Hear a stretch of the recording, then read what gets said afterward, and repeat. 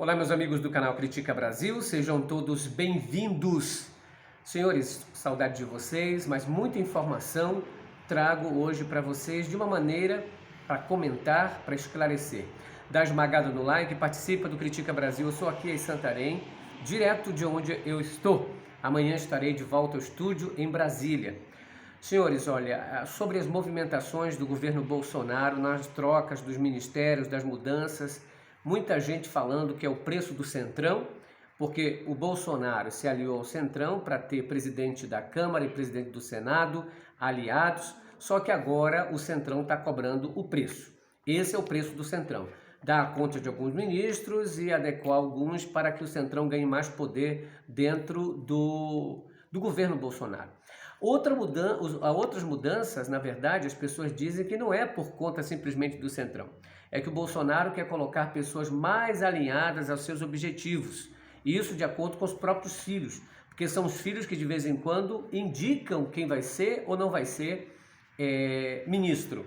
O caso aconteceu com Ernesto Araújo. A gente falou aqui no Critica Brasil que o Ernesto Araújo teve um pé de guerra com a senadora Cátia Abreu. A senadora Cátia Abreu exigiu a demissão do ministro Ernesto Araújo, que é ministro do Itamaraty, ministro das Relações Exteriores, e por conta disso ele também publicou no Twitter, dizendo que ela tinha feito lobby com a 5G, enfim, essa situação toda da China, que eles adoram colocar a China no meio. O que aconteceu é que o presidente do Senado, Rodrigo Pacheco, dizendo o seguinte: um ataque a um senador é um ataque ao Senado. Não pegou bem o modo como o Ernesto Araújo tentou se livrar de uma demissão, acusando a senadora de ter feito lobby. A senadora, inclusive, rebateu e disse o seguinte: olha, ele age como marginal e não é bom que o marginal ocupe este cargo. Acontece agora, então, que o Bolsonaro troca. Só que ele troca por alguém também da ala, não é? Ali bolsonaristas, mais ferrenha. E aí a senadora Cátia Abreu disse o seguinte: não adianta trocar Ernesto por um outro Ernesto. Ou seja, se a mudança não acontece direito, é por conta que existe vários ministros, mas um presidente que centraliza tudo, ele e os filhos dele. Aí não adianta você trocar Ernesto Araújo se você vai colocar alguém semelhante a ele, ou semelhante aos filhos dele, ou ao Bolsonaro. E fica difícil, porque relações exteriores têm a ver com nossa sobrevivência também econômica. Se você não coloca alguém no Itamaraty que possa conversar com os países, dialogar, fazer intermédios, parcerias, fica muito difícil. Os diplomatas escreveram uma carta, os 300, e estão dizendo o seguinte: foi um alívio que o Ernesto Araújo tenha saído. Agora é esperar para ver o outro que está entrando para ocupar. Mas o que pegou mais em Brasília não foi isso. Foi a demissão do general Fernando e Silva, que é o general ministro da Defesa. O ministro da Defesa foi demitido. Ele não pediu demissão. Diferente como muitos tinham dito, dizendo que o ministro da Defesa tinha pedido para sair. Na verdade, o general Fernando e Silva foi pedido o cargo de volta. O Bolsonaro, então, teria demitido o ministro da Defesa, o general Fernando Silva. E isso desagradou a alta cúpula das Forças Armadas, porque o general Fernando e Silva é muito bem quisto, é um general 4 estrelas, que está ali há muito tempo, da época da academia de 78, 77, e ali a amizade que ele possui é muito grande. Agora, o problema maior não foi simplesmente a demissão, mas o motivo pelo que ele foi demitido. E é esse motivo que está dando o que falar em Brasília, que é o seguinte: de acordo com fontes e com o próprio general, que depois disse, entre outras palavras, que manteve. A palavra dele foi o seguinte: preservei as Forças Armadas como instituição de Estado.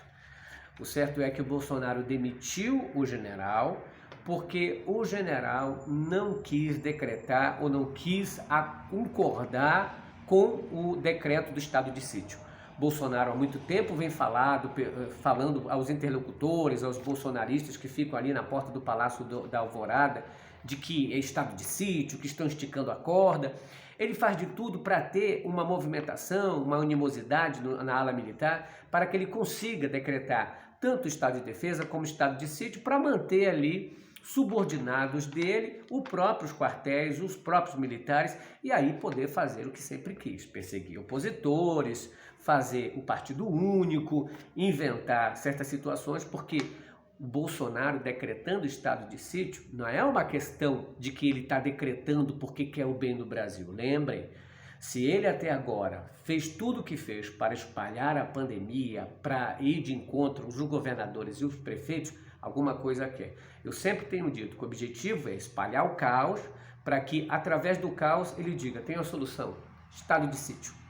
Entende qual é? E aí, meu irmão, será muito difícil contornar, porque aí quando coloca tanques no meio da rua, fica difícil um político rechaçar.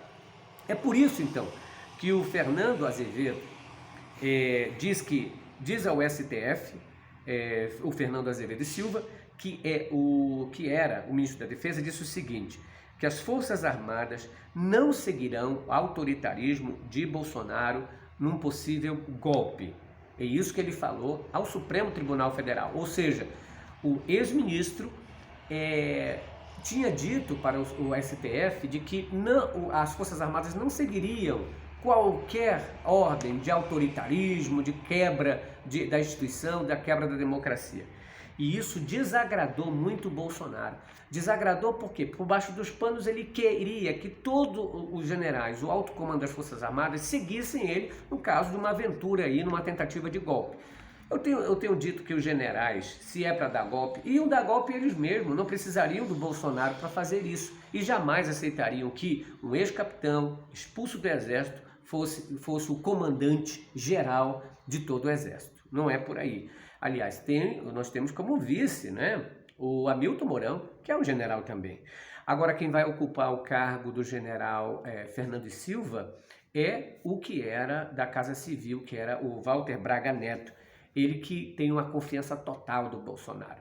O problema é que agora o que se ouve é que os quartéis, o alto comando está reunindo para dizer o seguinte, nós podemos pedir a conta, pedir demissão de uma maneira geral do governo Bolsonaro, porque a coisa está ficando feia, Bolsonaro está apertando, ele quer não militares, ele quer seguidores, ele quer pessoas fanáticas, que sejam fiéis a ele, não fiéis à instituição ou à democracia. Agora, gente, olha, mudando um pouco de assunto, e eu acho que a PGR tem que investigar essa situação, porque as palavras do general Fernando Silva são, não é, de a gente ficar assim, não era, de a gente pensar o seguinte, não era apenas uma ideia, era fato de que o cara queria realmente fazer isso no Brasil.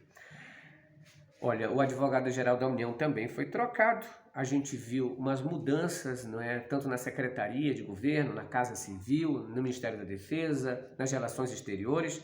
É o Centrão dizendo o seguinte, Bolsonaro, não é nós que estamos na tua mão. Nós já vencemos.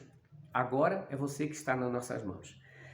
Olha, gente, procuradores da Lava Jato apareceram em conversas essas daquela operação Spoof, estavam ali alardeando e dizendo o seguinte, que ficariam gratos e muito alegres com o sofrimento dos eleitores de Lula, que diziam o seguinte, o santo Lula, é muito difícil tirar o santo Lula dessas pessoas, brincavam, sacaneavam, dizendo que esses eleitores iriam sofrer, e eles teriam o maior prazer de fazer os eleitores de Lula sofrer, porque não teriam como votar nele, já que ele ficaria ficha suja e seria preso. É mais uma conversa da operação Spoof. A gente está quantos minutos aí, Moreno? 9 minutos, certinho. Ok. Eu quero falar para... Gente, esmaga no like. Não esqueça de ajudar esse canal, se inscrever no canal. Vocês sabem que eu sou uma pessoa que eu esqueço, às vezes, de pedir like, de pedir que as pessoas sejam membros. Por favor, ajude o canal. Nós não temos ajuda de empresa nenhuma, de partido nenhum. Isso deixa com que a gente seja realmente um canal de notícias, mas um canal também independente. Agora, gente... A notícia que teve no Fantástico, né, esse domingo, foi de alarmar.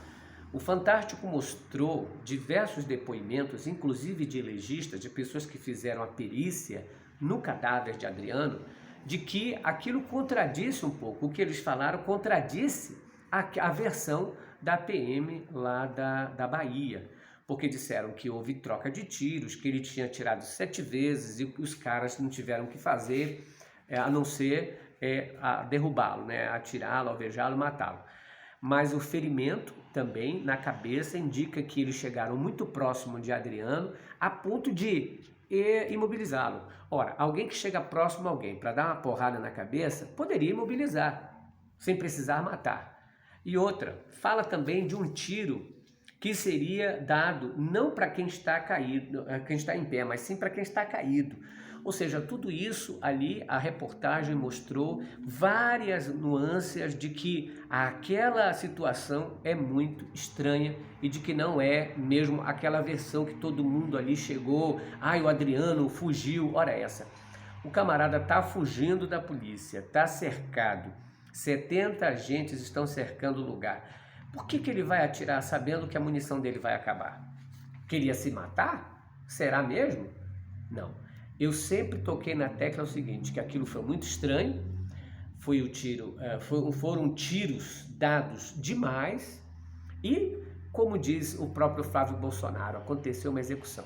A execução de alguém que podia entregar a família Bolsonaro, já que o Adriano era do tempo e da mesma academia que o Queiroz, era amicíssimo do Queiroz.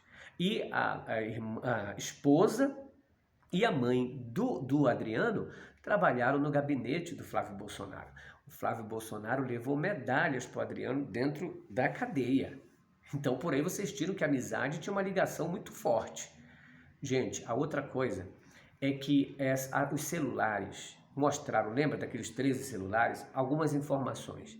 Esses celulares tinham um objetivo de esconder quem estava acobertando o Adriano. Porque em uma das conversas, uma irmã diz o seguinte: preciso ir em Minas Gerais levar o celular para a mamãe falar com ele.